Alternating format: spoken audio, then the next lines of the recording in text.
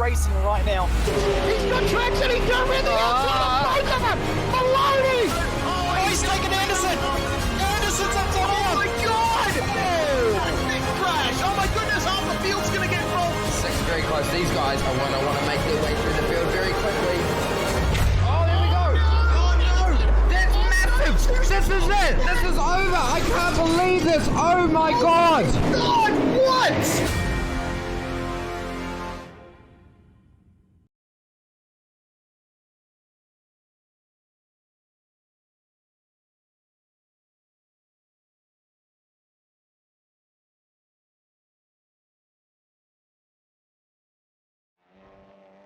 It's time to round off our virtual road trip across the United States of America as we bring to a conclusion Season 3 of the Australian Turbo Touring Car iRacing Series. Round 6 tonight. 2 races to come and 6 points the gap at the top of the championship table. Who comes out on top at the end of the night? Will it be Ryan Jarrett? Will it be Jackson Susan Harlow?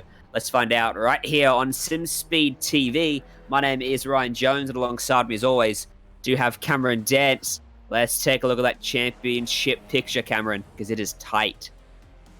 Yeah, it certainly is. There's not many points in it between Ryan Jarrett and Jackson Susan Harlow, and Harlow's had an amazing run over the past few rounds so far in this championship and has clawed back what we thought was an unattainable amount of points at the start after Daytona, but he's managed to have a comeback and end up putting himself in very much contention for this championship. So we'll see what happens tonight, and all it's going to take is for Jarrett to have a mistake or end up with a drive-through or just have a bad night in general, and Harlow's going to have this one in the bag.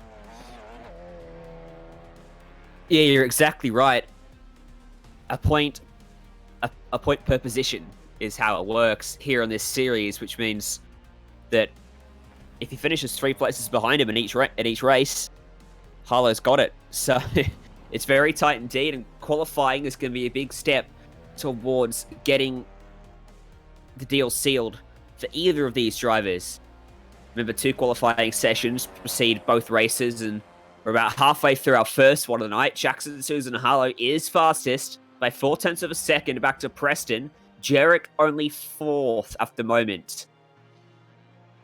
Yeah, Jarrett currently not having the quickest time at the moment. Moves himself up into P3 and is about to start his 3rd lap now. So we'll see where he ends up landing himself overall. But still going to be enough at this stage if he can just keep that points gap enough at this point to hold on to the championship. But Preston also getting in there as well to put himself P2. Not had the best second half of the season, was very much in title contention, but has just made a mistake on his final qualifying lap as well. So unfortunately, he is only going to be a best of second. But yeah, it's going to be really, really close to see what happens here in terms of this championship and whether we possibly see the likes of Eclipse working together or whether we possibly see a runaway from Harlow. Well, Harlow's definitely got the momentum, as you mentioned, closed down the points margin after the shocker out at Daytona road course. So he's certainly carrying that confidence with him, but going to have a challenge, even if it's not from Jarrett. Look at Preston, 3/4 of a tenth back at the moment. Benjamin Dahlia crosses the line with 1:32.455. That is going to keep him in... Nope, going to put him up to 14th place with that effort. There is Harlow. What can he find on his final attempt in qualifying? Looking to improve, and he will improve by another 0.3. A 29.745 puts him clear at the top. Yeah, and the question is, what can Jarrett do? Comes across the line, does go quicker, but only stays 3rd. So no improvement really in position for Ryan Jarrett. But nevertheless, still your top 3 in the championship, all pretty much in this with a shot of winning it. Yeah, don't forget, of course, that 3rd place man is in with a shout, but it's going to take a lot more than a bit of luck to get there, because Riley Preston is about 17 points off and needs a lot to go wrong for both drivers up in front of him. It's unlikely, but definitely possible for him. And starting from 2nd might give him a good opportunity to pull it off. Reese Gardner, though, up into 4th place, that recent effort. Grant Natterford out of the final quarter, maybe a bit of oversteer up on the exit on that AstroTurf, on selling the car a bit. Currently 21st.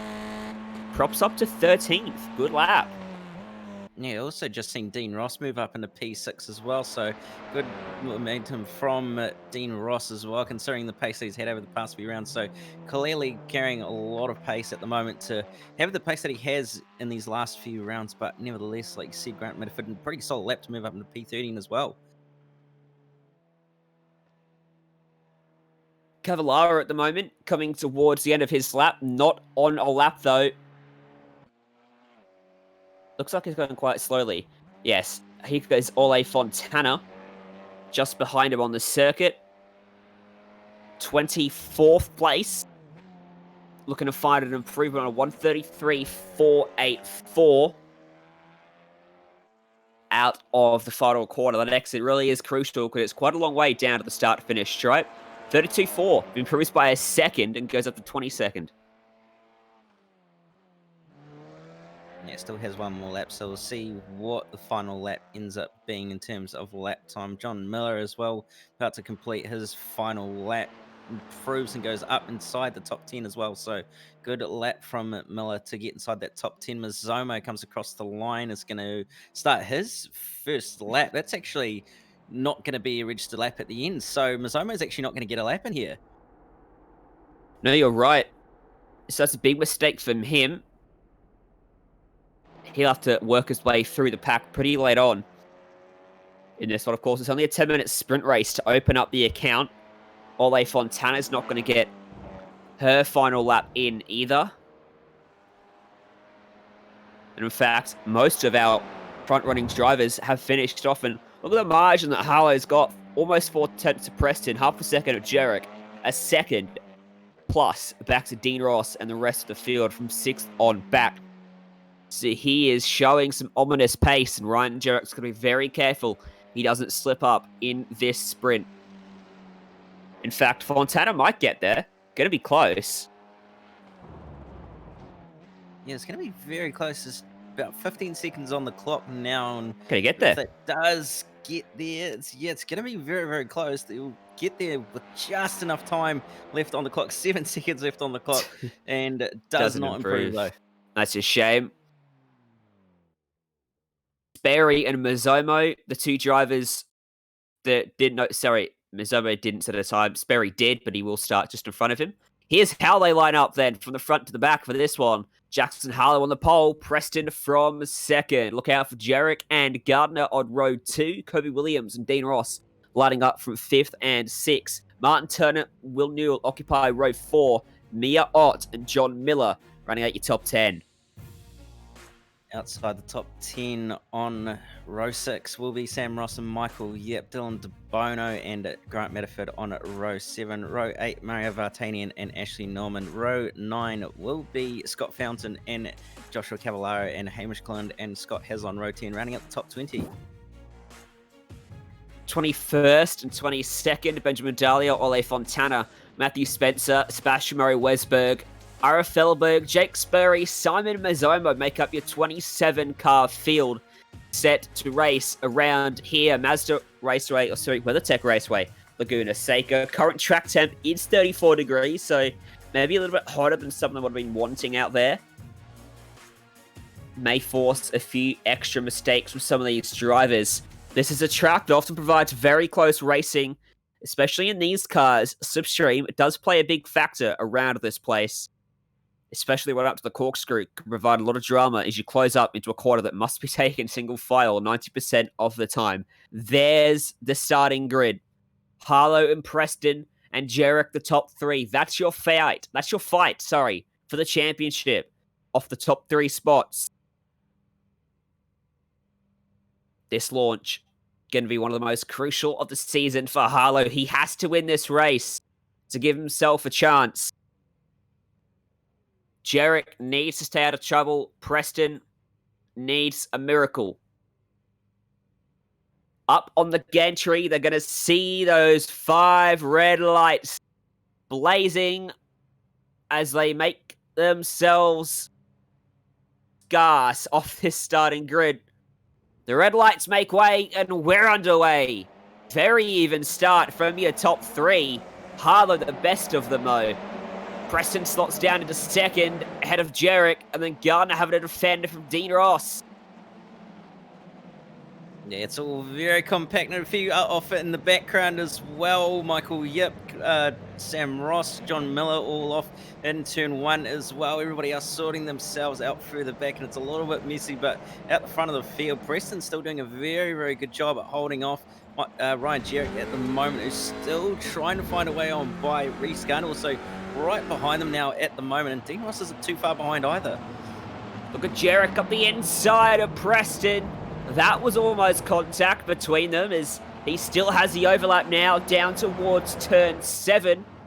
Not that far up the inside. He backs out of it and lets Preston sweep back around to clear him out of the corner. Look behind, the run coming from Dean Ross on Reese Gardner towards the corkscrew. He backs out of it as well. These guys playing a little bit cautious here on lap number 1 as they make their way down to the multi-story drop from the top to the bottom of the corkscrew.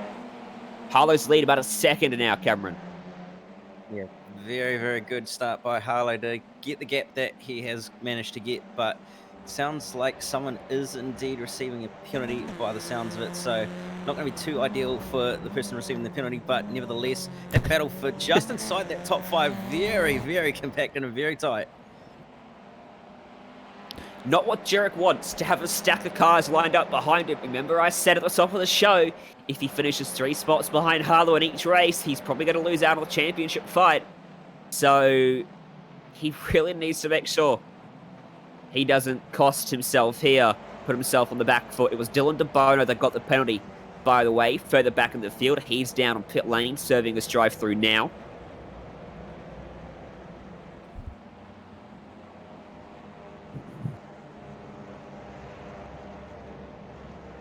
To make the way back towards turn 6 and 7. This is where all the moves happened. The last lap on the opening lap of the race. Here's another one for Dean Ross, trying to get on by Reese Gardner.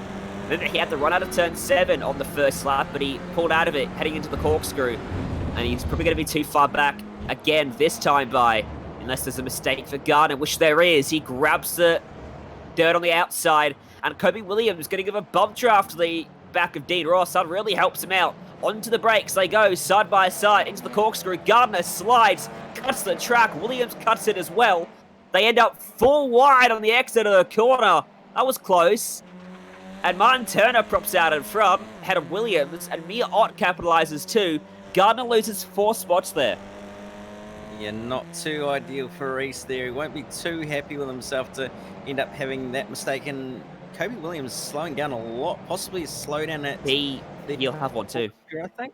Yeah, so unfortunately going to be more positions lost for Kobe Williams. Reese Gardner having to fend off Mario Vartanian now into turn number 1. Reese is going to have the inside though, and Kobe Williams even possibly trying to make a move here on it. Mario Vartanian holds off the position, but at the moment just ahead of them, it looks like Harlow's actually starting to have that gap closed down a little bit, and Preston's starting to close in. Just a bit, but look behind Michael Yip, Joshua Cavallaro. Cavallaro on the inside there on that bright red machine.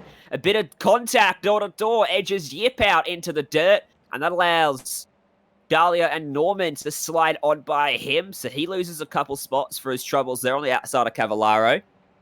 Back up to the battle then. Up front.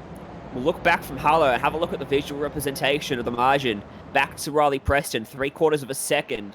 You rightly say it has closed down over the last lap or so. Last time by for Harlow was a 1:30.6, a 1:30.63 for Preston, 400ths quicker, but this lap he has brought it in a bit.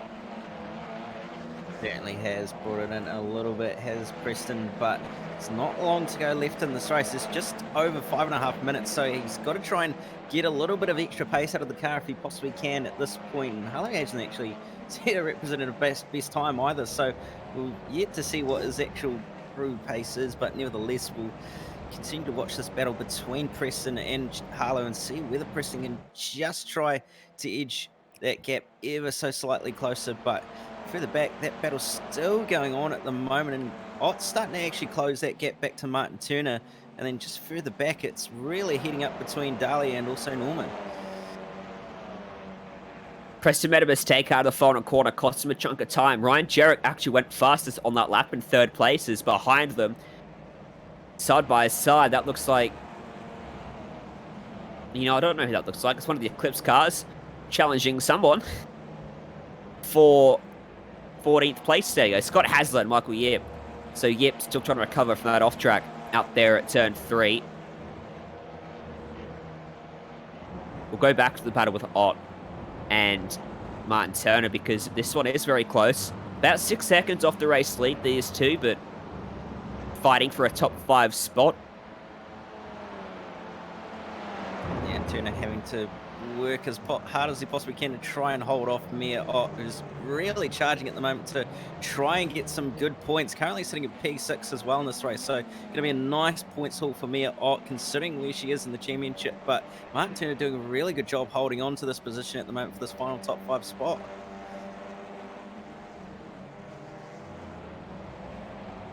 Four minutes on the clock as Harlow crosses the line. It's just under, which means we should be set for 3 laps to go here as they come across the line.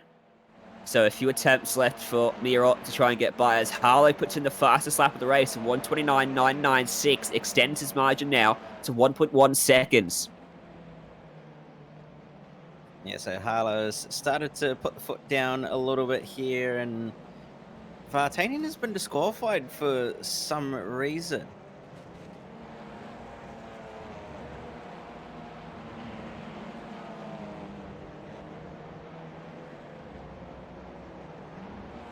Not sure the reason for that. Could be a case of not serving the drive-through penalty that may have been issued had he, if he did receive one. Most likely scenario I can think of did happen at the start of the season, if I recall correctly as well. So not to him, but to someone else. So potentially, Jarek is really starting to close down Preston now for second. Yeah, it really has, and Preston's dropped off even more to the back of Jackson Susan Harlow on this lap alone as well. So Jarek's starting to try and close that gap up as much as he possibly can, but has to remember that he doesn't need to take too much risk, and he just needs to score some points here. Currently sitting at P3, so the gap's not quite going to be big enough for Harlow, but he's going to have to make sure that he wants to minimize the amount of risk that he's going to have to take in race 2 as well, based on the fact that there's that second pit stop and second qualifying as well. So if he can just get that one more position, he'll be in a better position into race 2, but nevertheless doing a fantastic job at the moment.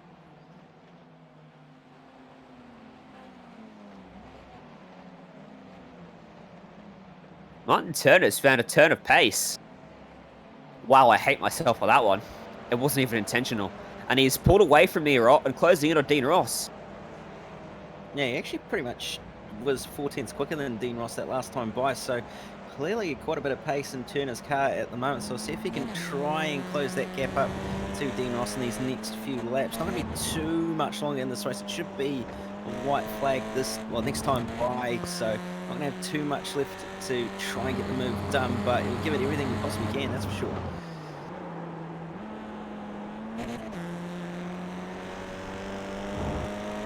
Looking back from Dahlia, behind him is Turner's teammate, Ashley Norman, Scott Fontaine, and Scott Hasler, all heaping the pressure on him. So he's going to have to fight hard to retain the final step in the top 10. If we head towards the white flag for your race leader, Jackson Susan Harlow, doing the most he can to give himself a good fight at that championship, heading in to the last race tonight. Yes, certainly. And it's a big move from Scott Fountain. I've just seen as well, throwing it up the inside of Ashley Norman. Might be a possible penalty with contact being made as well, but we'll wait and see what happens at the end of the race. But at the moment, really is doing a fantastic job as Jackson Susan Harlow to have the lead that he has and keep winning these races the way he has as well. And Ryan Jarrett also starting to barely close that gap down to Riley Preston as well. I don't think he's quite going to get there and be able to make a move, but Martin Turner also starting to possibly put a little bit of pressure on Dean Ross here as well. That's still under Bono with an engine that's gone pop. Quick modem simulation replay to tell us a tale. As Dean Ross and Martin Turner sweep through turn 7. Don't think Turner's going to get quite close enough. Ross just needs to keep it clean through here. A mistake will put him under a heap of pressure as they close up through the corkscrew, but Ross still a handy little margin. Speaking of which, Astro Gaming, Altus Esports man, JSH out front, trying everything he can to claim the championship in the final round out of the final quarter. Racing back to the checkered flag. He takes out race 1 of the final round of the season. Behind him, Preston will claim second, Jarek third. The margin closes.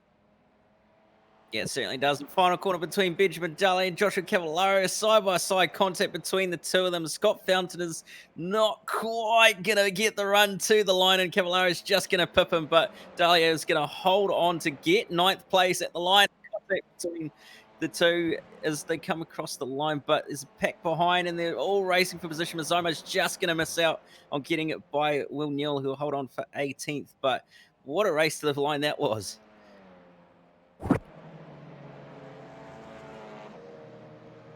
Indeed it was. No such race for Harlow. Once he started on pole, he got out clear. Gonna have to qualify up there again if you want to have a similar scenario when we go qualifying in a few minutes' time for race 2. Don't forget, race 2 is double the length with a mandatory pit stop as well. So, still plenty of questions up in the air as we look to round off the championship. These are your full results from race 1. The margin of victory was 2.2 seconds for Jackson Harlow. Preston second, Jarek third, as we saw then. Ross and Turner, Mia Ott, Reese Gardner, Kobe Williams, Benjamin Dahlia, and Joshua Cavallaro rounded out the top 10. And just outside the top 10, Scott Fountain will get 11th somehow, followed by Scott Hasler and Ashley Norman in 12th and 13th. 14th, Hamish Glenn. 15th to John Miller. Grant Matterford in 16th. 17th to Sebastian Mayersberg. Will Neal in 18th. They're rounding out the top 20, Simon Nozomo and Sam Ross. And the last 7 drivers were Fontana, Felberg, Sperry, Spencer, De Bono, Michael Yip, and Mario Vartanian. Let's go to a quick break here on Simspeed TV. Stay with us on the other side of this. Race 2 coming up in the final round of the championship.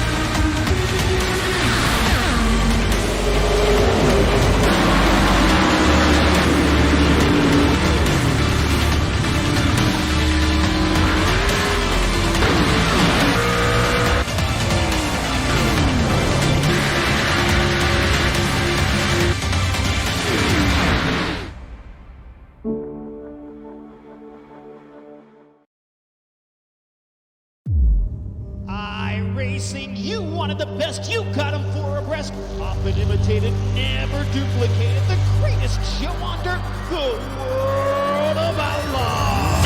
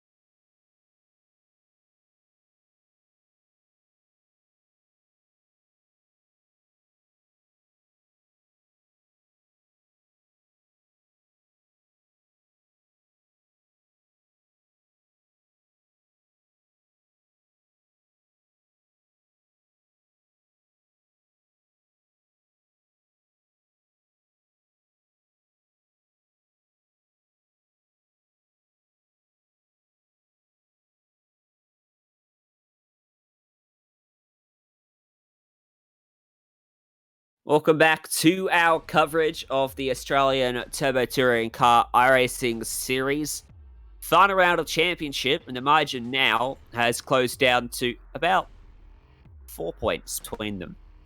That is Jarek and Harlow. Jarek trying to hold on as Harlow tries to reel him in, while Riley Preston watches on, hoping for a miracle that needs to be an even bigger miracle now after coming home in second, in race number 1.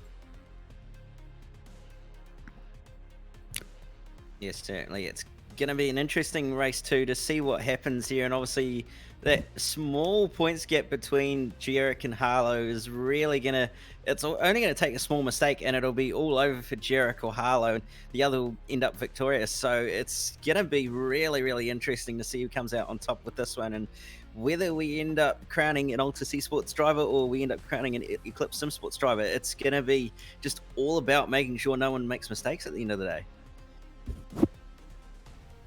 Indeed. And with that mandatory pit stop, we've seen so many dramas down in pit lane. A longer race. Plenty of opportunities for this to slip from the grasp of any of our drivers out there. Now, Season 4 is coming up. And as we have done each and every season so far, we get to take a look at our calendar, which is going to be set purely in the Asia-Pacific region to keep on going with our theme of continents or locations. Season 2 was the UK, Season 3 here in the USA, then Australasia. And 1st March, you're seeing this calendar. U2's Cameron, we're starting off in Japan, heading to Suzuka, Tsukuba, and a night race at Twin Ring Motegi. And then we come home to Australia, to Bathurst, Oran Park, and Phillip Island to round out the season. Yeah, obviously Phillip Island being on the calendar in previous editions, Season 1, when we crowned Thomason's the champion. But interesting one's going to be the night race at Motegi, and also how Tsukuba's going to go. That's, yeah, never having seen these cars around here, it's going to be a first and really going to be interesting to see what the racing is like. Exactly, and a couple tweaks as well to the format, with each race being extended by 5 minutes, leaving us with a 15 and a 25-minute pair of races for each round to just give a little bit more opportunity for some of the drivers to recover from mistakes in the racing. So it'll tack on about an extra 10 minutes to the show. Still keeping it short and sharp, which is why we love the series. And head on over to the Australian Turbo Touring Car Series Facebook page to catch the sign-up form when it goes live tomorrow on Facebook. Yeah, so if you are indeed keen on racing in this fantastic series in these TCR cars, be sure to get your entry in very quick, because those slots are going to fill up reasonably quickly, I reckon, based on this calendar and based on previous seasons as well. So it'll be interesting to see if we see any new faces or whether we end up seeing the same old ones again. It'll be good to see some new faces, and whether we might even see some more powerhouse drivers and teams start to show up.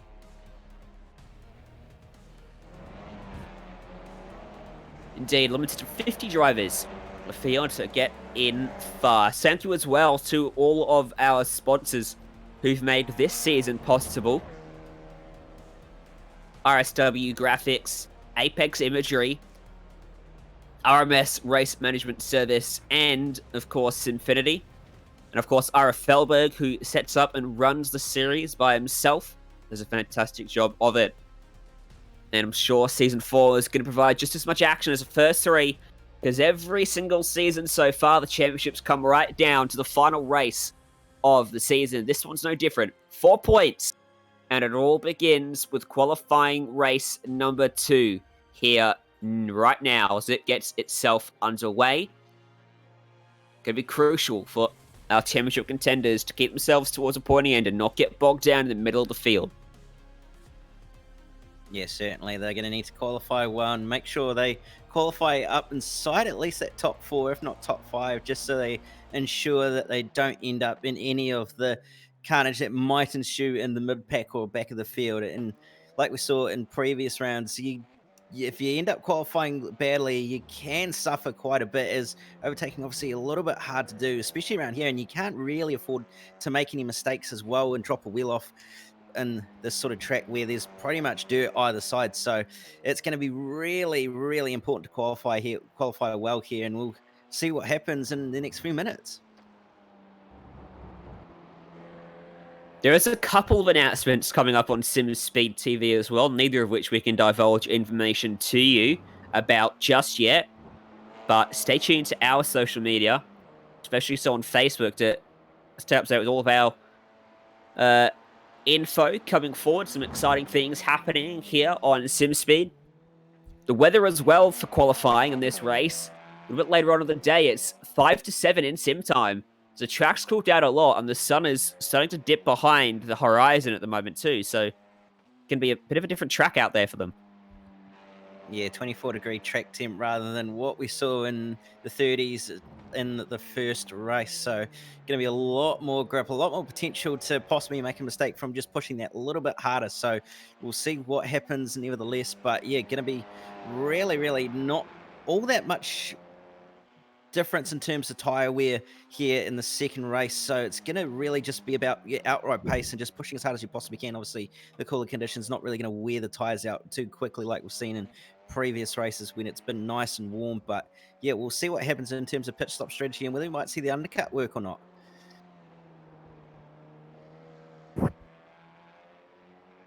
Yeah, the pit strategy has been a very interesting one. I never thought a 20-minute race with 2 tyres stop was going to be much of a strategy game, but it has been over the course of all of our seasons. Everything from the end of lap 1 to the beginning of the final lap. We've seen drivers dive down into pit road, and some undercuts have worked a treat. Some have not quite gone so well.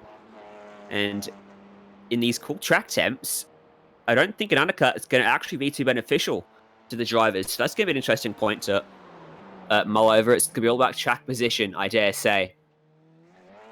Yeah, you're certainly right. It's really going to be all about timing it well and just obviously making sure that you don't pit too early or too late, with the fact that the cold tires do have a bit of an impact, especially on this cold track. It's going to take them a little bit longer to get up to temp and pressure rather than just probably a few corners or a lap or so in the nice warm temps that we've seen in previous races. So we'll see what happens. And like I said, the undercut might work, it might not, but we'll just have to wait and see.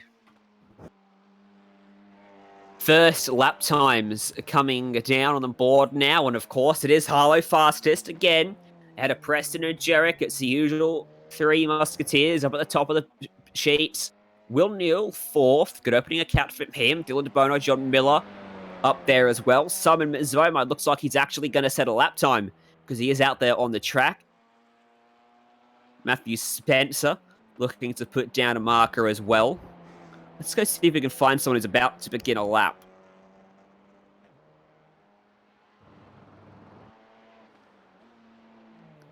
Grant Matterford's just begun a lap. Cameron. Well, coming through the turn 1, the double left-hander, very much a double apex in matter of it getting through there nicely before coming into turn 2. Turn 3, depending if you want to call turn 1 2 corners, but nevertheless we'll call it 1 into turn 3 now through a reasonably fast right-hander. You don't want to drop 2 wheels off, very easy to do before you head down towards the back end of the circuit for turn 4, making sure you don't run in too deep, as it's very easy to do using the camber off the road as well, running it right out to the edge of the track before heading under the Mother's Bridge into the fastest point and the most committed as well corner on the track, the kink. Using all the road there, being a bit conservative there was Grant, but nevertheless still got through there very cleanly and then up towards the toughest corner on the track, the corkscrew, the 3-story drop that your heart sort of sinks when you drop down, and I think that might have been an off track for Grant there, running very deep, and it looks like it is, but coming down the hill on the exit of the corkscrew through another one of the fast kinks before heading into the second last corner, which is probably the most cambered corner of the lot. It was actually quite a joy to drive in any car, but coming through the final corner now to what is nearly a 90-degree right-hander, and Grant running slightly deep there, but that is a lap of Laguna Seca. Let's see what sort of a lap it is for Grant Matterford. Is it one good enough to put him up inside the top 10? He props up into nowhere, so he picks up an off track, unfortunately. Mizomo did get a marker down for the first time tonight. Goes 17th with 32.398. Harlow's got 3/10 over them at the moment, and half a second back to Jarek. But look at the margin from 3rd to 4th. Yeah, it's very, very close at the moment. It's actually not as close as we would have thought, though. It's over a second at the moment between Harlow and Ross as Mike Jarek moves up into P2. We'll see if Harlow goes quicker. He has indeed gone at 29.3, and Preston improves and goes to a 29.8 and jumps Jarek. So top three still pretty much a replication of race one. Well, there you go. All three of them have put down their gauntlet. Ole Fontana will go to 23rd. Benjamin Dahlia currently sits 18th with 2 minutes, with a 1 minute 30 for, excuse me, I didn't quite catch that. But either way, he goes up to 13th with a 31.457, so the previous lap doesn't matter anymore. Mirot, 32.120, will keep her 17th and then crashes after the line. Can Madford actually get a lap time down this time? Going to be crucial. He's going to have a hard race ahead of him. Into P20, and Ross also improves and goes to P9 as well.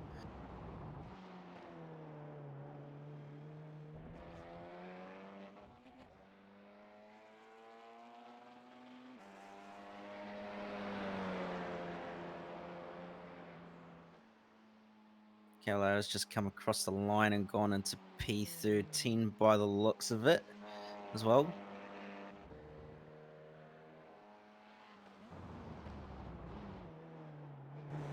Scott Fontaine at the back of the top 20 at the moment at the 071 machine, looking to find improvement.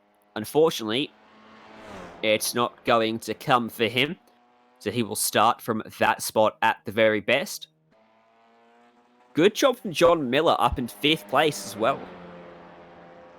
Yeah, very, very good lap there actually by John Miller to put himself inside that top 5, especially considering he's been more or less running around just inside that top 10 area over the past few races. But Simon Mazomo coming out of the final corner to finish his final lap. Is it going to be an improvement or not? You can see concentration does not improve at all. So a little bit disappointed with himself there, as you can see, but nevertheless starting inside that top 20.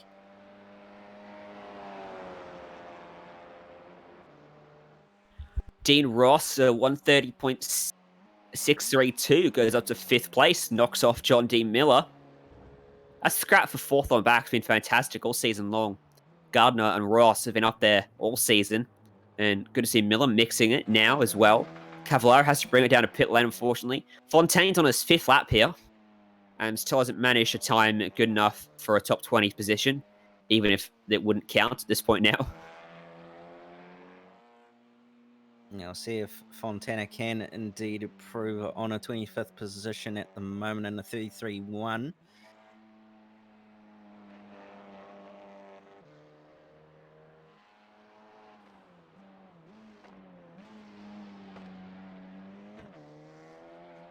He comes out of the final corner now to head towards the start-finish stripe. The lap time is going to be a 32.2, so improves into 22nd position. And as the timer winds down on the session, that's our final qualifying session done of Season 3. Our grid for the final race of the championship, the race for the championship, is as follows. The front row, again, occupied by Harlow and Preston, with Jarek and Gardner 3rd and 4th again. Then Dean Ross and Miller from row 3, Will Neal and Martin Turner from row 4, Kobe Williams from 9th, and Mo Vatani looking to bounce back from a disqualification in race 1, starting from 10th.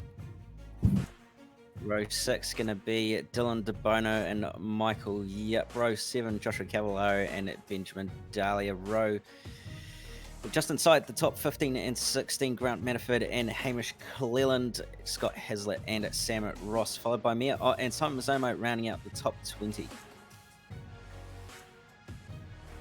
Running out the field, it will be Scott Fontaine, Ole Fontana, Sebastian Murray Westberg, Ira Felberg, Ashley Norman, and Jake Sperry, Matthew Spencer as well. So, this is it. The gap at the top, if our calculations are correct, is now 4 points between Harlow and Jarek. If Harlow wins this race and Jarek finishes 5th, they will be even. And it will come down to a tiebreaker, which should go the way of Harlow, because he's won the most races out of anyone this season, and I'd say in the series history as well. Yeah, I'm pretty sure you would be right on that one, although we'll have to find out and see regardless. But nevertheless, it's going to be a very heated battle to the checkered flag here in this final race, and all going to be all about making sure that pit stop is pitch perfect with no mistakes whatsoever. You don't want to speed in the lane, you don't want to speed into or on the exit. You just want to make sure you get in, get out, and even if you lose a place or maybe 2, you're just going to want to make sure that if you're Ryan Jarrett, you stay within that top 5. From 3rd, Jarek needs a top 5. From 2nd, Preston needs a miracle. From the pole, Harlow needs to put every inch of that car in the right place on the track all race long and hope for the best. As the revs rise for the final time in Season 3, we drop the hammer, we go racing. And it's like a carbon copy of Race 1. Beautiful for Harlow. And even between 2nd and 3rd, someone was so away at the back of the pack that looked like Fontaine. As there's Ross looking to the inside at turn number 1. Doesn't quite get there. Preston will hold off Jarek. But now he's got to fend off Dean Ross around the outside at turn 3. Going to do that relatively easily. I thought he was going to be able to go around the outside of Preston there, which is possible, but obviously the cold tyres not quite allowing him to do that, so going to have to slot into 3rd place for the meantime with Ryan Jarrett, but he's going to have Dean Ross and Reese Garner all over him, and just behind John Miller having to go defensive from Kobe Williams, who put big pressure on to try and force it up the inside. Martin Turner also now starting getting this of Mario Vartanian, going to put a move up the inside of Williams here as well. Very big swarm of cars from 10th place on back. Sorry, 11th place on back, just behind these guys as well. So some very angry packs on the opening lap as Williams almost into the back of Miller into the corkscrew. So Harlow leads them. Preston under pressure from Jarek. And then comes Dean Ross and Gardner. Your top 5 after almost a lap of racing. As Jarek goes by Preston, Dean Ross follows. Preston's got to slow down. He goes right back to 5th. And John Miller also just in the background, heading into pit lane. He turned Will Newell around. He was going even further backwards to 6th place. It looked like, and Will Newell turned in, and Preston was still there, and he got pitched sideways. He saved it, but he lost a lot of time. And now Vartanian's attacking around the outside. Williams got by in the process of all that as well, and Martin Turner looking to capitalise too. Yeah, he certainly is. Turner going to have the overlap on Vartanian here, but going to be on the wrong side of the road for the following corner. And Vartanian is going to go on through and stay in 8th for the time being. Runs a little bit wide, but manages to hold on for the time being. Benjamin Daly just behind, putting a lot of pressure on Michael Yep, who also has Scott Hasler, Sam Ross, Hamish Cleland, and Simon Somo in that train as well. So a couple of battles all going on around in this field, but at the moment, Harlow's really checked out from Ryan Jarrett at the moment, and Dean Ross is actually keeping up with Ryan Jarrett fairly well. He is. Jarrett's going to be very happy, though, with how things are shaking out early on. Sitting in 2nd place. He's got a comfortable margin back to the dangers of what lies from 5th place and beyond. He's only got 1 car behind him. He can afford to be 3rd. Doesn't need to risk it at all. Pit road is where things are going to be very, I guess, risky, or the most risk lies for him.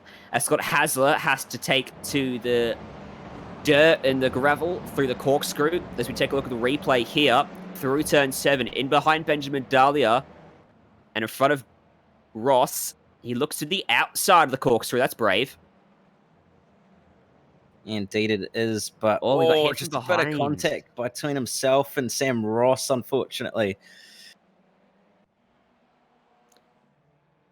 Might be a penalty coming away of Sam Ross for that one, unfortunately. as Summer Mizomo brings it down to pit road right behind Hasler. Cleland is in, and Mizomo is not happy apparently, and also Michael Yip and Turner are also in at the box. Not quite sure what's happened with Mizomo for him to... Oh, he's been turned on the entry of pit entry.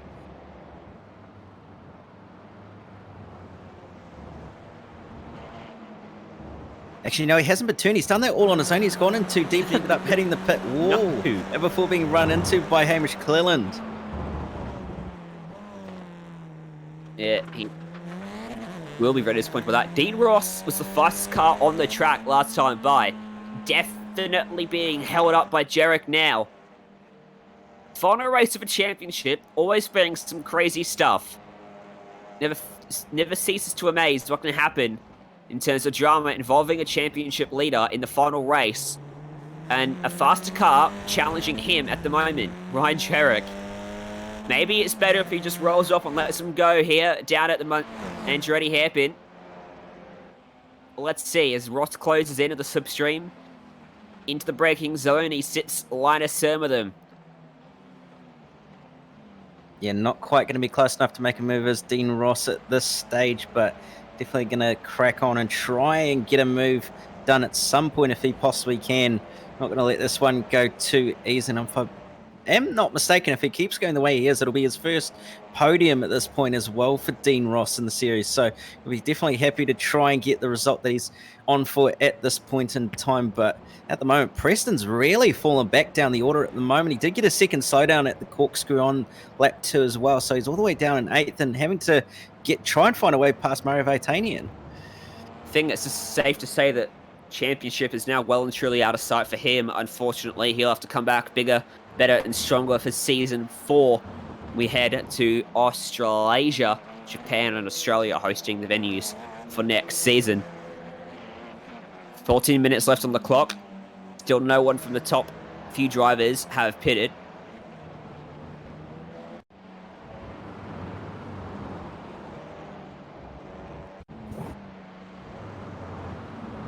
I'm going to get a replay of what's happened to Vartanian here as he's come through the kink. He's actually running a little bit wide and nearly had contact with Preston. He actually did make contact with Preston, and Preston only just managed to gather it up, but that was a very wild moment there for Mario Vartanian on board here with Preston as they head up the hill under the Mother's Bridge into the kink. You can just see Vartanian a little bit wide of the apex, clips the dirt and just barely makes rearing contact with Preston there.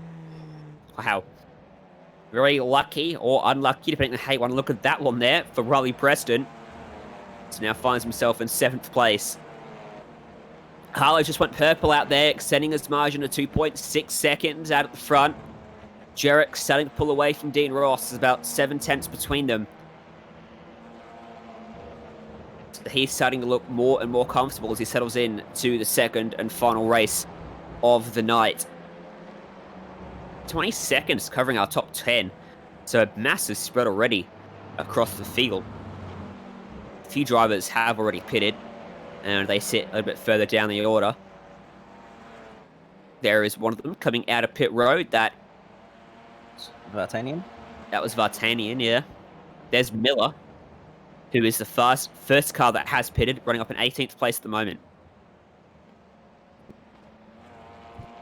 And Reese is also doing a different strategy by the looks of it as well. Currently going a lot longer than he usually pits. He usually tends to do an undercut, as we say that. He comes into the pit lane to make his pit stop by the looks of it. So, nevertheless, Reese going to be coming in to make his stop. Kobe Williams follows him on in as well. So, we'll see if anybody else takes to the lane, but it doesn't look like it. So, at the moment, it's only 2 takers to the lane. We'll see where Reese comes out in relation to the likes of John Miller. Not too far behind Miller as well. So, secondary car to have pitted at the moment.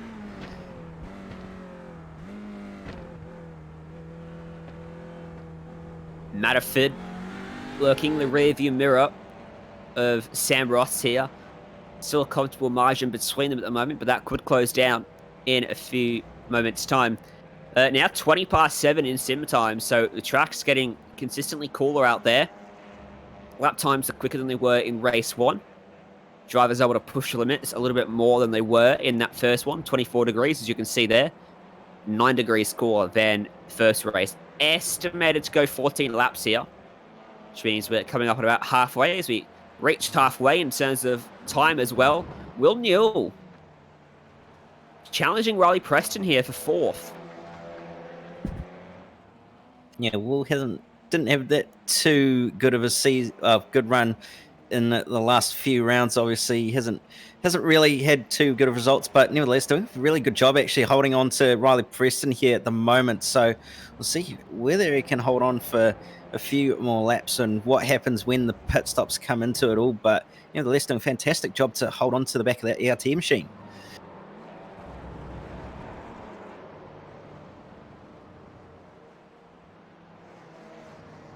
Oh, Miller's in the wall. No, what's happened to John D. Miller? And he's struggling Contact with Williams. to get it turned back around. He finally does. He seems very calm about it, but that's cost him a great shot at a great race. Here's the modem simulation replay. This will tell us what's happened. He's on the outside of Kobe Williams through turn 6. And it's going to be up at turn 7 where the contact's made. A bit of contact on the exit as Miller pushes him across the track. Williams fights back. They enter very shallow, and Miller gets edged out on the entry, out into the dirt. Round he goes. Just keeps it off the fence, but what's your take on that, Cameron? Yeah, it's a hard one. It's probably more a racing incident than one being at fault, but probably a bit of unnecessary door banging going on about halfway through this race, so not quite the final lap to be trying to bump into each other. But yeah, it's a little bit unfortunate there for Miller to end up getting at the short end of the the pointy end of the pineapple, as Crompo would say. But yeah, nevertheless.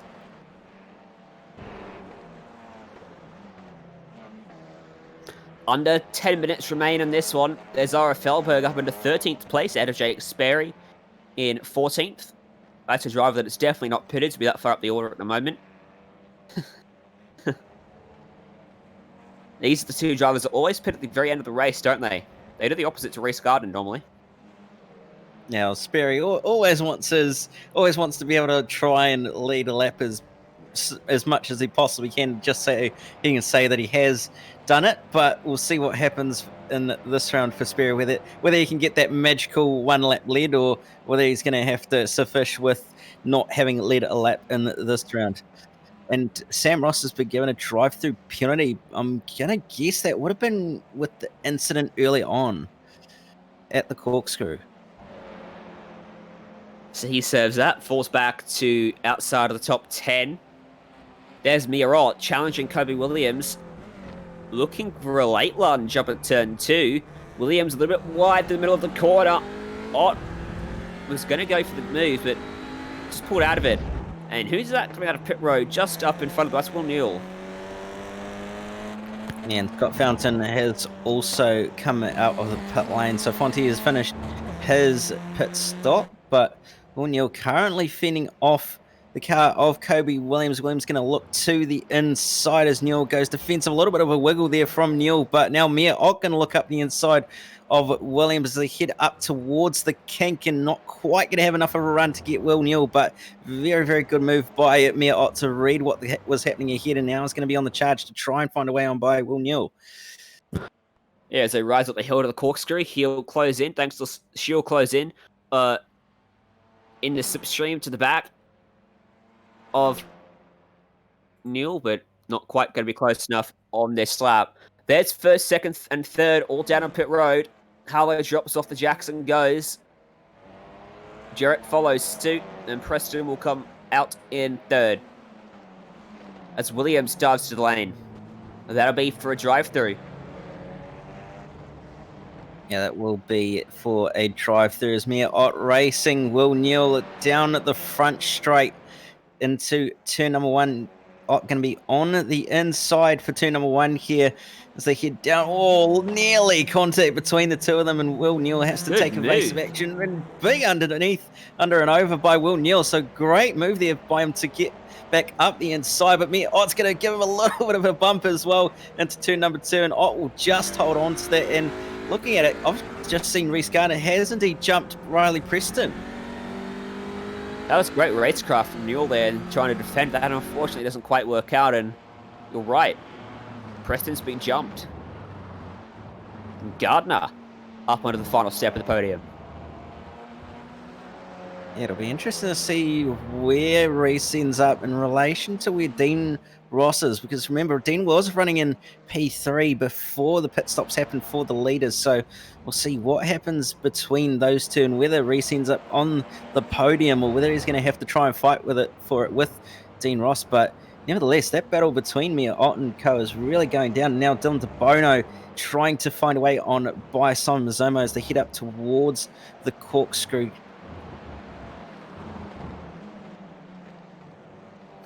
You can see DeBono all over the back and make contact with Mazomo there, and Mazomo's going to have a slowdown.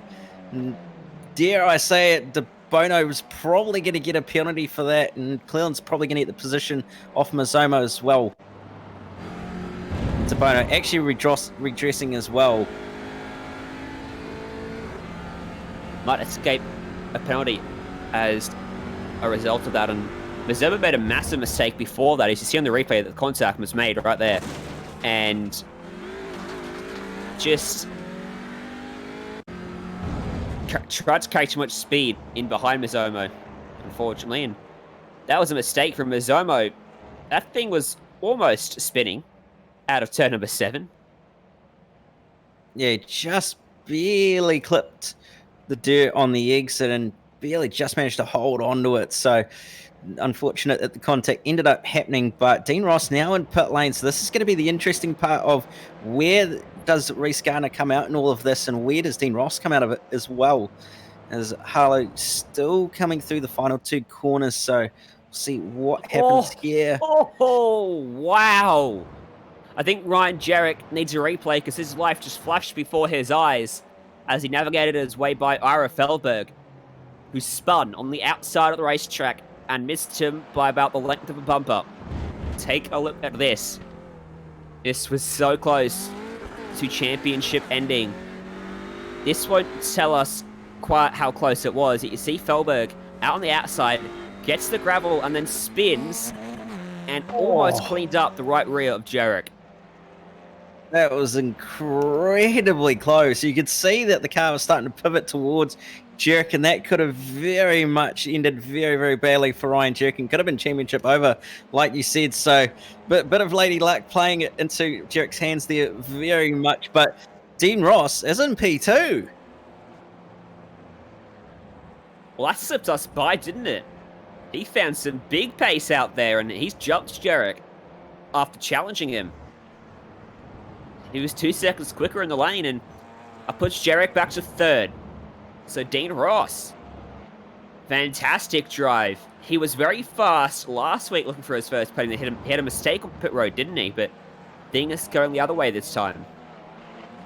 Yeah, they certainly are going in the opposite direction for Dean Ross, and he's going to be having a lot of pressure from Ryan Jerk at the moment. Jerk just needs to sit station and finish where he is to be crowned champion regardless, but at the moment you can see in the background there, Reese Garner also trying to find a way past Jake Sperry, who still is yet to pit, mind you, so we'll see when Reese does get on by, but you can see the gap's starting to close up ever so slightly between Jarek and Dean Ross, and it's really going to be all on in these last few laps, that's for sure.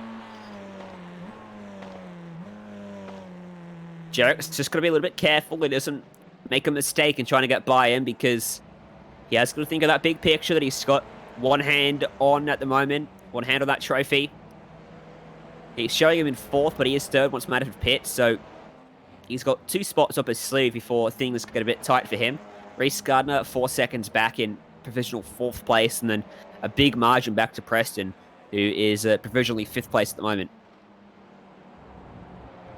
Yeah, Preston, unfortunately, not really had a great race at this point in time, and Spear runs a little bit wide as well and lets the car of Preston on by, but Mazomo managing to find a way past the car of John Miller as well, so position gained there. Well, no, actually, sorry, position gained for Cleland, and Jarek has got it all sorted around the outside at the corkscrew on Dean Ross. Well, that was not cautious at all. He's gone for me with the corkscrew with one hand on the trophy. Showed no second thoughts about it and gets it done. It was a very tight move in the end as Ross tried to fight back on the second part of the corkscrew, but in the end, it goes his way. And as we begin what is the final lap of the race,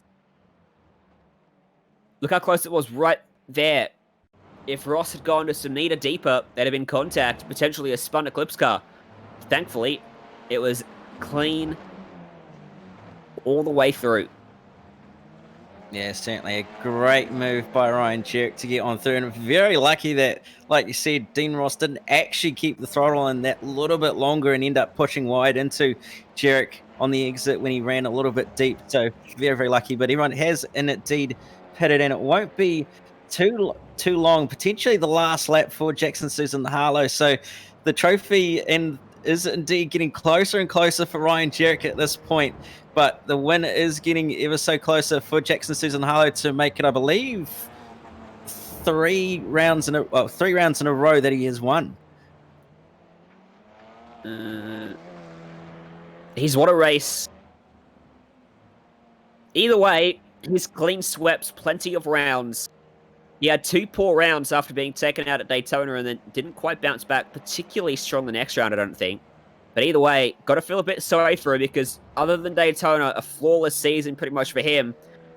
But he's going to come up a little bit short. It's a short season. You've got to make every race count for Harlow. He'll have to try again in Season 4. He wins the final race of Season 3, but behind him, checkered flag falls on the race. Checkered flag falls on the championship. Our 3rd different winner in as many seasons. Ryan Jerrick is your Season 3 champion of the Australian Turbo Touring Car iRacing Series. Yeah, great move. Well, great job there. And it's all on at the final corner between Scott Fountain, Ashley Norman, and Benjamin Daly. Contact between the cars of Scott Fountain and Benjamin Daly at the corner before, but Fonte is just going to hold off Ashley Norman out of the final corner to come home with 12th place. Probably going to be a penalty for Fonte there with the contact with Dahlia, but nevertheless, great finish, and it's going to be not quite a drag race to the line, but Mizomo is going to end up getting P17 out of that instead of where he was. Rest of the drivers complete their race. We'll take a look at the results as we'll have 2 drivers celebrating this one. Harlow the win, Jarek ecstatic with the victory of the championship as a whole. Consistency was key for him. He didn't do that in any of the races. And by that, I mean the spin we just saw on our screens. Here's your results then. Final race of Season 3. Harlow won by a whopping 7 seconds, but it still wasn't enough as Jarek rolled across comfortably in second. Dean Ross 3rd. Holds on for a podium ahead of Preston and Gardner. Preston got by Gardner in all of that. Mirot, Will Newell, Joshua Cavallaro. Vartanian bounced back from the disqualification well. Fontaine coming home in 10th. Yeah, and Ashley Norman in P11. Benjamin Daly in 12th, although I believe Fonte will probably cop a penalty for what happened on that last lap, but nevertheless, Williams in 13th, 14th to Michael Yep, 15th to Grant Matterford, 16th Sebastian Murray Wesberg, Tom Mizomo in 17th, 18th to Hamish Cleland, 19th Scott Hasler, and rounding out the top 20, Matthew Spencer. Check out the last 7 drivers on your screen as they roll by. Here's our champion, Ryan Jerrick of Eclipse Sim Sports. Didn't get a win today, but you got the championship, the bigger prize. Yeah, thanks, guys. That's awesome. It's one of my biggest bogey tracks on iRacing, so I just did what I've been doing all season. I knew what position I had to finish in and just made sure I finished there.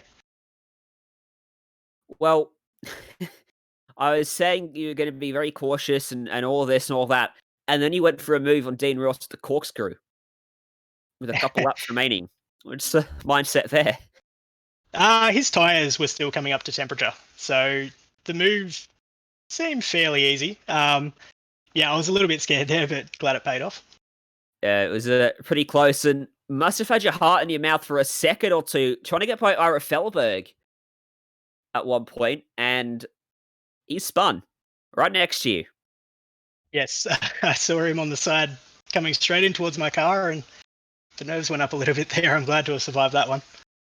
He missed you by about the width of a bumper, I reckon. It was pretty close. In terms of your championship win, it was a case of consistency was the key across the course of the season. Harlow fought back very strong after his troubles at Daytona, but can't take it away from you because you kept your nose clean all season long. That's what matters in this championship. 6 rounds, 12 races. The way the point system works, you can't afford to make a mistake, can you? No, not at all. And after the first 2 seasons, the main thing I learned is that consistency almost matters more than pace in this season. So as soon as I saw the track list, I realized it didn't really suit me. So I sort of worked out how things were going to go for the other guys after the first couple rounds. But yeah, most of the season, honestly, I was holding position. Such as Barbara, I think we had pace to get some wins there. But yeah, just played it smart and made sure we kept bringing home podiums. Season 4, we head to Australasia, Japan, and Australia. You going to look to become our first back-to-back champion? Yeah, I think so. I'm actually not too sure yet whether I can make every round, but I will try my best. Well, we look forward to seeing you back and continuing the fight with some of the names up at the top of the championship. Who gets it done for you? Who helps you to this championship win? Yeah, big thanks to Pitbox.io, all the guys at Eclipse Sim Sports, and a special thanks to Brett Cananzi, who's recently left the team, but he brought me into the team and really got me to where I am now. So can't thank him enough. Hey, well, thank you very much for joining us. Go and celebrate that championship victory with your teammates. And Cheers, guys. We'll talk to you next time. Thanks, Hat. So that was your championship winner, Ryan Jerrick. And now Cameron Dant's going to have a chat to our race winners, our double race winner from tonight, Jackson Harlow. Well, Jackson, it's a reasonably clean sweep, and you've done pretty much that in the past 2 to 3 rounds, and you've won a race in every single round, so you've got to be pretty happy with that. Yeah, it's always good winning as many races as you can, which is always the goal. But yeah, I want to try and win the championship tonight, so that's a bit unfortunate. But yeah. Yeah, obviously the season didn't quite go your way this time out, but you got reasonably close. Are you still happy with the result regardless? Oh, I'm really competitive.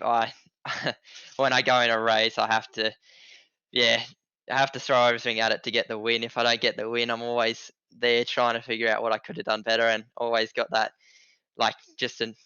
really annoyed at myself for not doing everything I could. But tonight I think I did do everything I could, so can't really be that angry with myself. But yeah, it's just a bit annoying because just looking back, like if I didn't come together with Brett at Daytona and I didn't lose like 20 points there, or I didn't make a little mistake and get that drive through at Summit, it's just those little things that I'm a bit angry at myself about, where I could have positioned myself better. But I'll learn for next time and come back stronger. Well, speaking of next time, are we going to see you next season for the Australasia Championship heading into Japan and Australia? Oh, I guess I probably will be back. Yeah, it's really hard at the moment juggling so many things. I've got with like no racing in real life, obviously. So yeah, Altus have been giving me a lot of races to do. So yeah, I've been trying to juggle everything. But yeah, I'll come back next season, just do some fun races here and there. And yeah, if I can make the whole championship, then yeah, we'll try and go that one place higher next time. Well, before we let you go, just any shout outs and any thanks you want to give.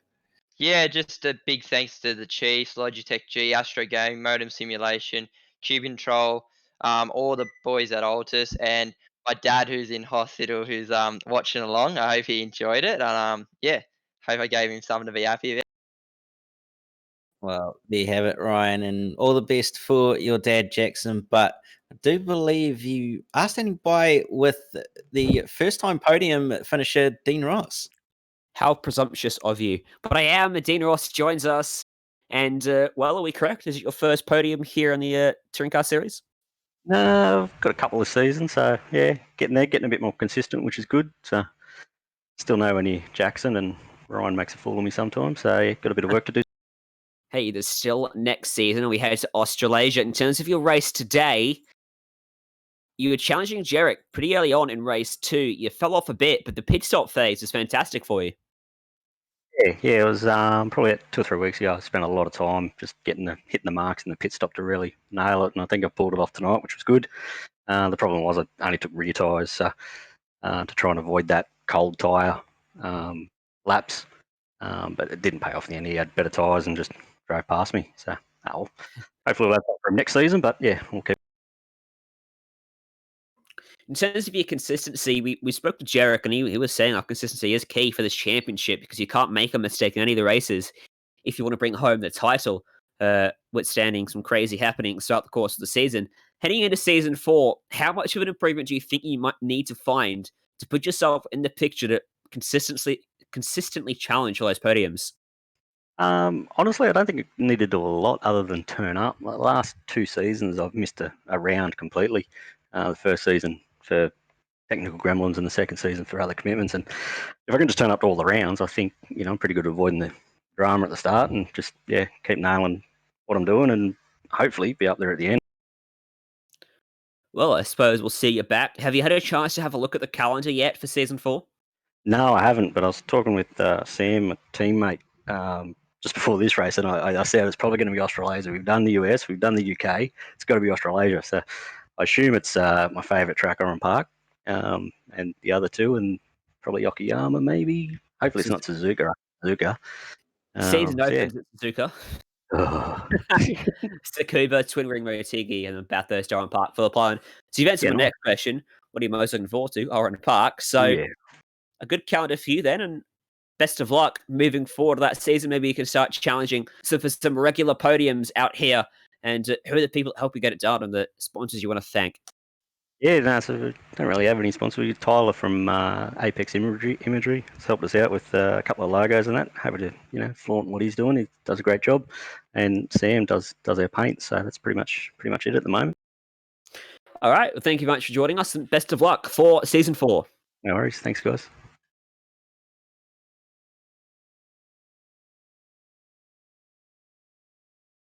So, as we wrap up our interviews, Cameron, we'll wrap up our coverage. We'll wrap up the season. Final thoughts on what was another very competitive edition of the series? Well, the fact that it went down to the final race again to decide the championship and we crowned a new champion, you can't say that this isn't basically the perfect championship nearly. So, yeah, looking forward to season 4 and looking forward to what the future holds in this championship. So with that, we'll wrap things up. And we will look forward to the next season. Remember to head to the Australian Turbo Touring Car iRacing Series Facebook page so you can sign up if you want to be a part of it. Entries will go up tomorrow on their Facebook. Plus, plenty of announcements to come for Simspeed TV as well, including, well, can't say. But make sure you like us on social media to catch those when they come over the next few days. For tonight, from myself, Ryan Jones, and from Cameron Dance alongside me, Jay Kennedy, behind the scenes, thank you so much for tuning in. Until season 4, until next time.